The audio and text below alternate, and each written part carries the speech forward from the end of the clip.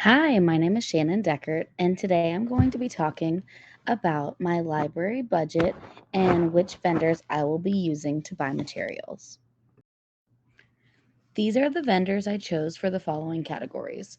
For books, Scholastic is a no brainer. Scholastic book fairs encourage reading and provide funds for the school library to do programs such as author visits, and allows for the librarian to buy more books for the library. Follett, Tidal Wave, and Mackin are also two great resources for book buying because they have a large range of titles, great reviews, and top lists that help the librarians know what are the most popular books at the time or for that genre. Furniture was a little tricky to find vendors because I was shocked by how expensive classroom furniture is. I chose Smith System, School Outfitters, and the library store because they seemed to have the best prices and their websites were easy to navigate and find which furniture I was looking for. For makerspace materials, the three vendors I'd use are Demco, STEM Supplies, and Ham to Mind. For makerspace materials, I was looking for kits for coding, places to find robots, and hands on materials that would help my students to be creative.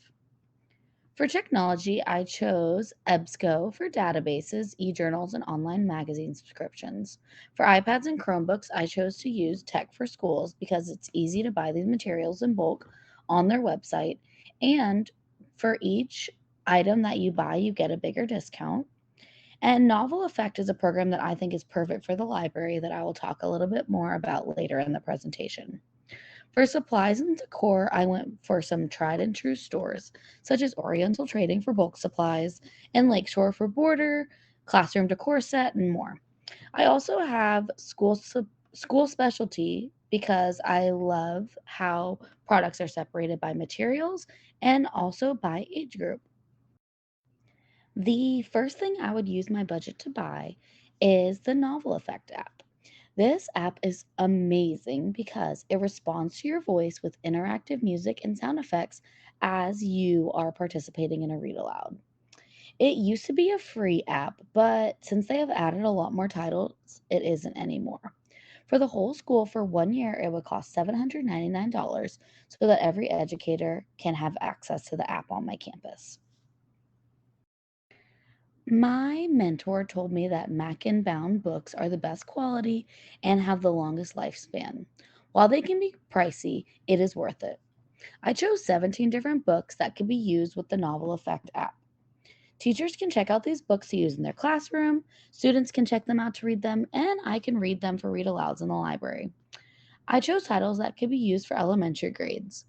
The following books that I would buy would be Ada Twist Scientist, All Are Welcome, After the Fall, The Mitten, The Book with No Pictures, Click Clack Moo, Cows That Type, Balloons Over Broadway, Creepy Pair of Underwear, The Day the Crayons Quit, The Girl Who Thought in Pictures, Finding Winnie, The Invisible Boy, Parrots Over Puerto Rico, Salt in His Shoes, The Night Before Summer Vacation, and Pete the Cat, I Love My White Suit Shoes.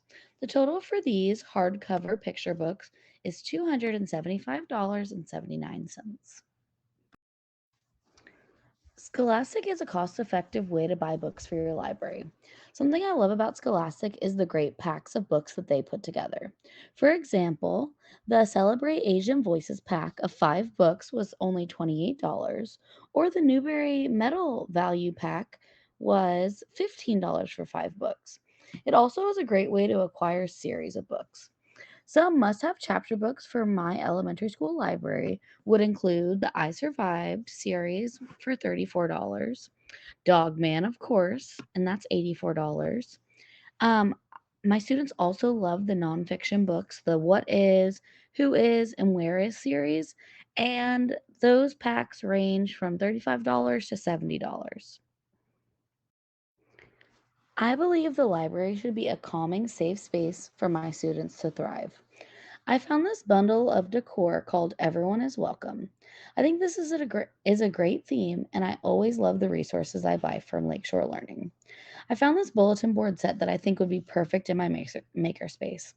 It says, "We believe it is okay to have bad days. Be yourself, not know everything. Ask for help, start over, make mistakes, not be okay, and say no.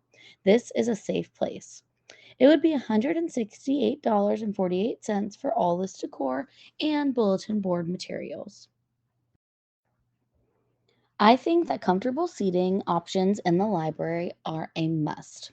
I love these chairs on the left because they are light and easy to move to a spot that works for each student. They can be separated or combined together as shown. It would cost $659.76 for 8 of these seats. I also think wobble seats are a great choice for students to be seated but still be able to get some movement out. I think it would be great to have some wobble stools for reading time or in my makerspace area. These cost $958.56 for 12 wobble stools. I found really great furniture from School Outfitters for a good price. Now let's get into some items for my makerspace area. Autobots for me are a must have. They can be used with students as young as pre K and can be modified to meet the needs of fourth graders as well. You can code these robots in two different ways. So, for the younger grades, they can use colored markers and have the robots follow the different colors. Or for older grades, you can have them using the online Ozobot Blocky program to code the robots. To get a set of 12 Ozobots, it would cost $2,150.99. I think these are such a great resource to have students practice coding at all ages.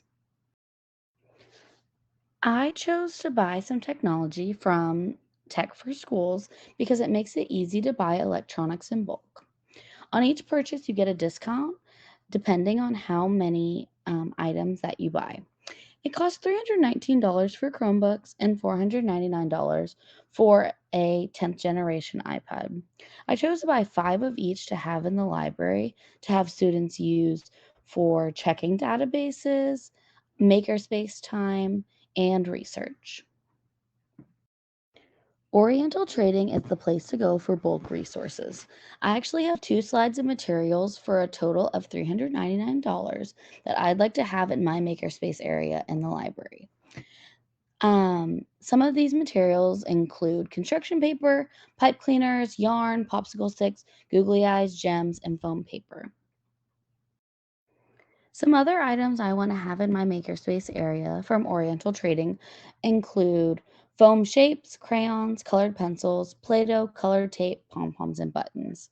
These items all help give students the opportunity to be creative and practice hands on learning.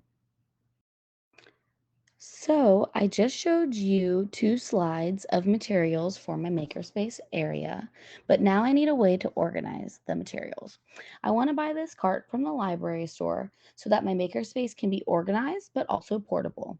I can roll the cart around in the library to help meet all my students, and I could lend materials out to teachers and they could roll it to their classrooms. This shelf costs $485.95. Here is a breakdown of the percentage I spent of my $10,000 budget. As you can see, technology took up a large percentage. 34% of the budget was spent on iPads and Chromebooks, and 21 for the Autobots. At first, I had only spent about $500 on books, but I felt if I was a parent looking at a library budget, I would want to see books as a higher percentage. So I spent some extra money to get more books for my students. Seating is also a big percentage at 16% because it is important to make the library a place that is comfortable for all students. Novel Effect, the rolling cart for Makerspace supplies, and the library decor each make up less than 8% of the budget. Here are the websites that I shopped around from and used the photographs from for my slideshow. Thank you for your time.